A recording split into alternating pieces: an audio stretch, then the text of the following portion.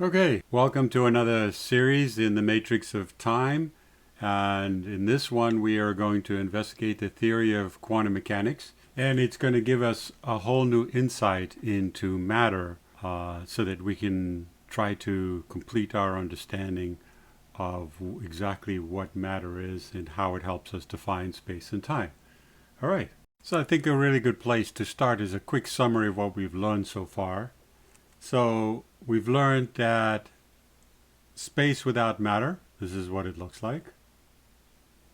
Time without matter, this is what it looks like. Now when we place an object in space, it allows us to define coordinates. So, we saw the building with the X, Y, and Z coordinates and directions in space. And if we move the building, assume it's a small building, to a new location, we now have distance between the previous location and the new location. We also have change in that the walls were changed from gray to blue.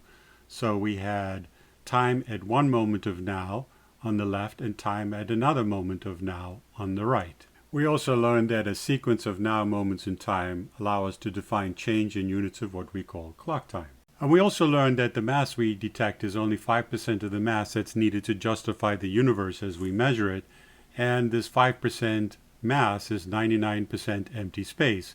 So in reality, both us as humans and all the objects in our lives look more like the items on the right-hand side than on the left-hand side. So a good question would be, if we're basically 99% empty space, what is it that we feel when we touch something? So here I show a hand with an extended finger touching a piece of wood, and in reality it's on the left where the hand is 99% empty, the wood is 99% empty. And we discussed before why our hand and wood looks opaque to us and why it feels opaque to us. But what is it that actually we're feeling? And in reality, what's happening is that most of the space is taken up by electromagnetic fields from the atoms in our finger and by the atoms in the wood. So when your finger comes down, what's happening is that the electromagnetic fields from your finger are interacting with the electromagnetic fields of the atoms in the wood, and this creates an electrical signal which your nervous system sends to your brain, and your brain says, I've seen this signal before, and we've labeled it as wood. So the whole concept of actually touching something, your desk or another human being, and thinking that, well, I'm actually physically touching them. Well, physically, you have to include your electromagnetic fields. And that might be something that will kind of blow your mind a little bit, is that we're sort of interacting with fields anyway. But it's important that you get this concept that while we feel very physical, and while the world that we interface with, the chair or couch that we're sitting on, the equipment that we're interfacing into this video appears very solid, appears very real, a lot of this is just electromagnetic fields that are interfacing, and your whole nervous system is designed to interpret these, and we've labeled them, and your brain has categorized them as this electrical signal is a wooden desk, this electrical signal is a cloth, this electromagnetic signal is the touch of somebody else's skin. And so now quantum theory adds this idea to matter. When we are looking at matter, it manifests in the particle form. So I've represented looking as both as a set of eyes, and then I put or as a ruler. Ruler means obviously equipment. Physically, it's represented by this ruler, but of course it means it's a very sophisticated equipment that is used in science to measure different properties of mass. And it just so happened that it turned out, if I put a little ring around it, it looked a bit like a face, like the observer. So the observer is either looking or measuring, and is looking at matter. And when the observer looks at matter, it manifests in the particle form, or as we had seen before, this picture of the glasses. Now, the moment we close our eyes, or we don't do any measurements, then matter is in the wave form or the distributed form, and we recognize it as this holographic image over here. So this adds a whole new dimension to matter. Matter, as I had mentioned in a previous series, has a split personality. And so it behaves one way when we're not looking or measuring, and it behaves another way when we are looking or measuring. So that gets pretty mind-blowing, the fact that at this stage, the small percentage of matter in the universe that we can detect, that's 99% empty, now has this split personality that behaves whether there's an observer watching it or not. So let's find out a little bit more about quantum mechanics. So a quanta is born. Let's do a little history here. It'll be give you some insight into the whole history of quantum mechanics. So at the end of the 19th century, there was a student in Germany studying physics by the name of Max Planck. He came from a family of musicians, and he was getting pressure from his family to quit his interest in physics and follow a proper profession as a musician. He felt a bit conflicted, so he went to talk to one of his professors, who stated that music would be a better choice since most of the laws of nature were understood by physics. There was just this one little pesky problem with black body radiation where the theory did not match experimentation. But he expected that that would be solved soon. So what was this problem? Well, if we look on the right here, we can see a couple of graphs, and the one on the right, the black one with the green arrow pointing to it, that's what physics theory predicted that a hot object should radiate. And when they did the experimentations at different temperatures of 3,000, 4,000 K, 5,000 K, shown by the red, green, and blue lines. So this is what the experimental data was, and the black line is what theory was. And that's what his professor was talking about, that, and you can look at it and you can say, well, they seem to be getting it right, but for some reason the theory just goes off into infinity and it doesn't come around and predict exactly what the experiments does. So maybe he had good justification for it. But Max then decided, after he gave some thought, that actually he was going to pursue physics, and he focused his efforts on energy and thermodynamics to try and solve this exact problem that his professor had pointed out to him. And 10 years later, he came up with an equation which solved this discrepancy. So now theory matched experimentation. His equation is shown below the graph. And it's more than I want to go into, but you'll see the two rectangles in the equation that highlight this variable called h. And that's what we want to focus on, because that became Planck's constant, and that created the controversy that was to follow. Now in the text box below Max's picture, labeled Max Planck's constant h, I show another equation, E equals h times frequency. Actually was something that Einstein had derived from Max's results of solving this black body radiation. And I'm showing it here because it best demonstrates how Max's initial solution to this problem, he had to create a constant called Planck's constant h in here, which then quantized energy. And this h showed that matter, and I should say energy, although matter and energy are the same thing, as E equals mc squared showed, energy at a fundamental level is quantized. And the physics community really disliked this. And let's look into that. And even poor Max Planck disliked this concept and spent most of the rest of his life trying to get rid of it. Quantum jumps and what it means. So when we look at the implications of Max Planck's constant h, what it basically says is that energy is quantized. So energy can only come in jumps. As we look at the graph on the top right-hand side here, we see that you have a certain amount of energy, and then all of a sudden it jumps to the next one, then it jumps to the next one. And up until that point, before Max Planck came up with this equation, physics and scientists thought of energy as a continuous line, not necessarily a straight line, but that it was continuous. There were no discontinuous jumps like we see right here on the right-hand side.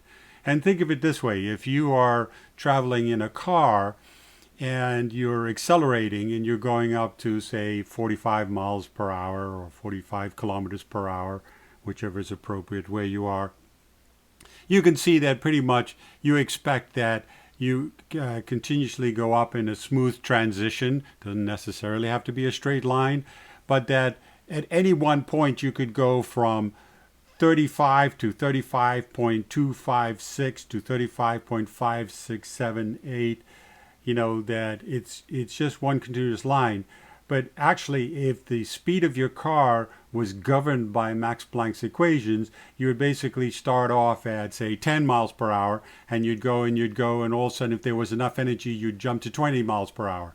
And then you'd keep going, and then it would jump in one quick jump to 30 miles per hour until you reach 40 miles per hour, and the same would happen. So you can imagine, you can see that this is a vastly different concept to how the universe, or at least how scientists understood energy in the universe to work, which is why it was so controversial. So while all this discussion was going on about the real true nature of energy, whether it was continuous or quantized, and Einstein took Planck's idea and he applied it to the way that light interfaces to matter. Now, up until that point, scientists had recognized that when you take light and you impinge it on a surface, that the photons of light go into the matter, and at times they would dislodge electrons, and there'd be a stream of electrons that would come out. And what was not clear to them is why sometimes you could, electrons would be dislodged from this matter, sometimes with a very low intense beam, but it was dependent on particular frequencies. And so Einstein said, well, if I take this idea of Planck's and I say that the photon is a particle and it comes in, and that the amount of energy that this particle has is dependent on its frequencies, then what happens is that the photon has to have enough energy to overcome what he called the work function, meaning that the electron is bound in this matter in these atomic and molecular structures, and you need a certain amount of energy to knock that electron out. And if you have photons that have less than that energy, you can irradiate as much photons as you want to. They're just not going to knock it out. I mean, typically there's a little bit of a distribution of energy, and you might have an occasional hot photon that knocks out an electron. But when you start to change the frequency of the photons, all of a sudden electrons start to come out once you go above this threshold. And if you look at the top right-hand graph here, you can see that this is the photon energy. Below this yellow line, there's no electrons that are going to come out. But the moment the photon energy goes above, then you start to see electrons being dislodged from this matter. And Einstein wrote this paper, and because it matched the experimental data so well, it had scientists rethinking this whole idea that actually on a quantum level, on a tiny atomic scale, that energy actually could well be quantized. And during this period, scientists like Bohr, Heisenberg, and Schrödinger developed mathematics, which came to be known as quantum theory. And as they developed this mathematics and it started to predict some phenomenon, it's predicted some very unusual aspects about matter that created a whole new crisis. Let's revisit local versus non-local. These pictures are starting to get familiar, but I really, that's part of my goal, is to keep reiterating these pictures to help you understand the difference between particle form, local, and waveform, non-local, and the implications. So in the top left, we have the glasses and the glass jug and sphere. And if we take a section of this picture in particle form and we cut it out, then the result is on the top right is that we've actually cut out some information and it's gone. It's now not available to us anymore. But if we go into the waveform, the distributed, and we cut out the exact same square, and then we use light to illuminate this holographic image, lo and behold, all of the objects show. Now, they're going to be a little bit fuzzier. Maybe in this particular case, I made them a little more fuzzier than they might have been if you had cut this piece out. But you get the idea that the information is distributed everywhere, and just cutting out a whole piece doesn't mean that you lose the content of the information. So this concept is going to be very important as we go through the whole idea of quantum mechanics, that in one aspect, information is highly localized and it can be cut out and destroyed, and in another aspect, it's highly non-localized, and just cutting out a piece of the distributed form doesn't destroy the content of the information. The dual slit experiment. This is a very important experiment in quantum physics, and it helps to reveal what's really going on in subatomic reality. So let's set up the experiment. We have a beam of photons here represented by two photons, a red and a blue one, coming in from the left, going through two slits.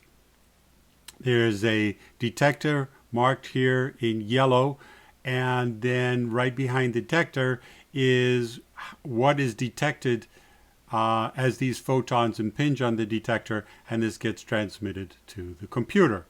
And I've put this objective image in the background just to represent that there's an observer here. So in this experiment, when we're running the dual slit experiment, we are actually watching what's going on. So the photons come through, and as we can imagine, they are basically like tiny little balls. And when they hit the detector, every time they hit the detector, there's a phosphorus screen and there's a flash of light. And so the detector counts up how many flashes of light there are in the different positions, and right behind the slits would be to have the maximum amount of counts, and then off to the edges there would be less. So you'd have these two distributed forms behind, and that's what we understand. So this is how we expect matter to behave. Now, when we mean observing in this particular experiment, what we mean is that we're watching what the photon does in all of the space before it hits the detector. So the detector is a separate detection process. It's not part of the observation process. The observation process is where we try to determine whether a single photon went through the upper slit or the lower slit. And that's when we might set up some particular detection equipment that actually would help us to determine that. And why would we want to do that? Well, as we go into this experiment more and more, you'll start to understand why that would be important. So from the yellow line all the way to the left is where we're focusing the observation or measurement process. All right, so now we'll go into the not watching phase of it. And immediately what happens is that the detector shows a completely different pattern. And the only way that this pattern could manifest is if the light beam now changed into a wave format, this distributed format. And so the photon beam can now be modeled as waves coming into the experiment, hitting the barrier with the two slits, creating two separate waves that now interfere with each other and hit the detector with these peaks of high and low. So this is even true when the experiment apparatus is changed, so that the probability is that there's only one photon entering into this experiment. So now you have still the same format, that the interference pattern shows up on the detector, and that is only possible if let's just go back a little bit. That's only possible if it's in the wave format, because a single photon wouldn't, be able to go through both slits at the same time. So the way that quantum mechanics regards this is that in the experimental apparatus, the photon is distributed all over the experimental apparatus. So it's in all locations at the same time with a certain probability. And that's why with just one photon, it can manifest as a wave and look like it's gone through both slits at the same time and create this interference pattern. So let's go through this again. Now we're watching, and immediately the pattern on the detector switches to the particle form, because now we're able to observe where the particles are in the experimental apparatus and which slit they went through. And this is true whether we're using particles of that are photons of light or electrons. And we now stop watching, and immediately the pattern on the detector switches to the waveform. And so we go back and forth. We watch, and the pattern immediately changes to the particle form. We stop watching, observing, and it immediately changes back to the interference pattern that's related to waves. So we've found that, matter behaves differently whether we're observing it or whether we're not observing it. If you're feeling a bit disoriented, welcome to the club. There was a warning given by Niels Bohr, one of the founders of quantum mechanics theory. If you can fathom quantum mechanics without getting dizzy, you don't get it. So it is a bizarre world when we get into the level of the atomic world, and it has quantum behaviors. It behaves very differently to what we consider the classical world, the world that we interface with on a regular basis. But the quantum mechanics theory is one of the most accurate theories in physics, so we can't disregard the implications of what this theory is trying to tell us. And we'll start to explore that a little bit more. First, in the next series, we'll start looking into the quantum eraser experiment and some other features of quantum mechanics. But let's do a quick summary. So one of the things that we should summarize is that there are certain attributes of atomic matter that are affected by observation, and there are certain attributes that are not affected by observation. Now, we can group them into static and dynamic. So, for instance, static might be the charge that the atomic particle has, and the spin that the particle has does not change whether you're observing atomic matter or not. But dynamic attributes like position and momentum do change, and in fact it is exactly these things, position and momentum, that cause the photon or any atomic particle to change from a particle with a location to a wave with momentum. So those things do change, and that's why this dual slit experiment has been shown here, because that's a property that does change. And the way you can think of it is, think of it this way. As a human, you have a static attribute, and that's your height, whether, that's not going to change.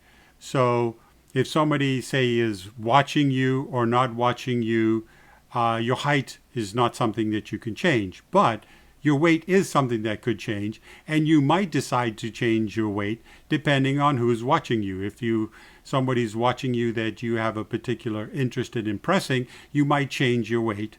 And so think of it in terms of that there are properties that are amenable to observations, and there are properties that are not. I hope that helps clarify it a little bit more. So takeaway messages. Hopefully you're not feeling as dizzy anymore, but quantum theory is based on that energy as well as other attributes of the atomic world are quantized. Observing an experiment changes how atomic matter behaves by changing its dynamic attributes. Example of dynamic attributes are position and momentum, and as we discussed in the previous slide, position is correlated to the particle form and momentum to the waveform. Static attributes of atomic particles like charge and spin are unaffected. In the next video series, we'll continue with quantum theory. We'll look into the question of who's looking at whom when we change these dynamic attributes. Are we observing the atomic particles, or are they observing us when all these changes are happening? And we'll look at the quantum eraser effect and its impact to our understanding of time. I hope you join me. If you'd like to watch more of the Matrix of Time videos, please hit the subscribe button and you'll be notified of new presentations.